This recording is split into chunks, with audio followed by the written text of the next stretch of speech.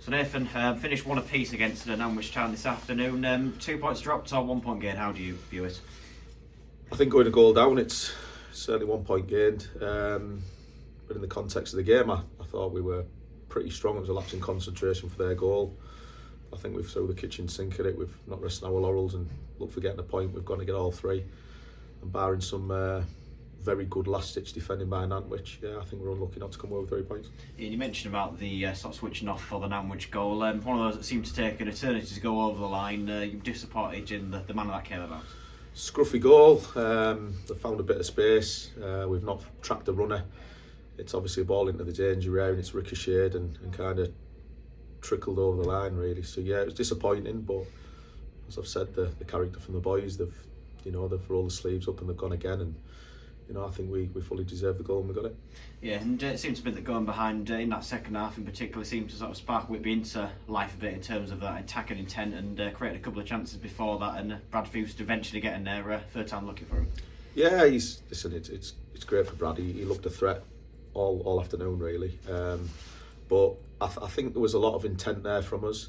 We had to play a certain way, we had to play in the right areas, first and second contacts. I thought we did it really well. It was never going to be a game of nice flowing football and creating chances off the back of some good passages of play. So it is what it is. I think they've defended really well. We've defended well, barring the one time they've got in. And like I say, it's I think there was only ever going to be one team who won it. Unfortunately, the 90-minute countdown come. Yeah, and obviously towards the end of the match in particular, Whitby had very much for the kitchen sink in it, and you mentioned about the heroic defending there and possible penalty shout as well. I don't know how much you saw of that one. Yeah, well, it's obviously a long way. We're 6 yards away from it. It did look like a handball. It's one of those things, isn't it? The most important thing is the ref's not seeing it as that. But yeah, it is what it is. You're going to get some and you're not going to get others, so it'll level itself out over the season. But I'm proud of the lads. They've done everything we've asked of them. We wanted lots of aggression, sweat, courage, first, second contacts, togetherness, communication. They've done everything that they could have done today, but like I say, it just wasn't to be to get the 3 points.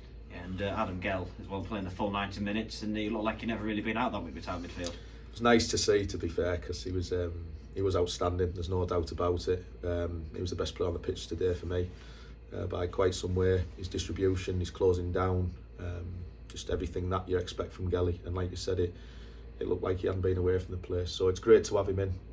Chuffed a bit, we've got him in fact. And more performances like that will be, it'll be very, very good for us. Yeah, and I suppose the performance on the whole a positive one, and something to take forward into next week's game down at Gainsborough. Yeah, well, listen, I've said it. It's important we didn't lose it from going 1-0 down, and we've managed to come back and at least take a point. It's tight down there. I think it's going to be tight down there all season, to be fair. And yeah, we go to Gainsborough next week.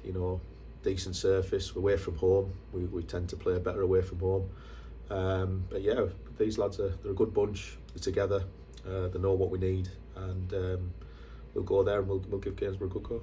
Yeah, and it's only selection well for that one. I'm sure of a couple of headaches because we saw Malik Dykesdale come off the bench, and him in particular made a real impact on the game. All three subs did, to be fair to them.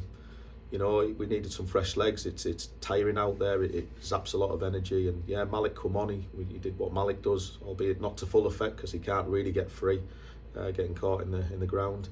I thought Connor Simpson was outstanding. Gave us an aerial presence. He was unlucky with his header.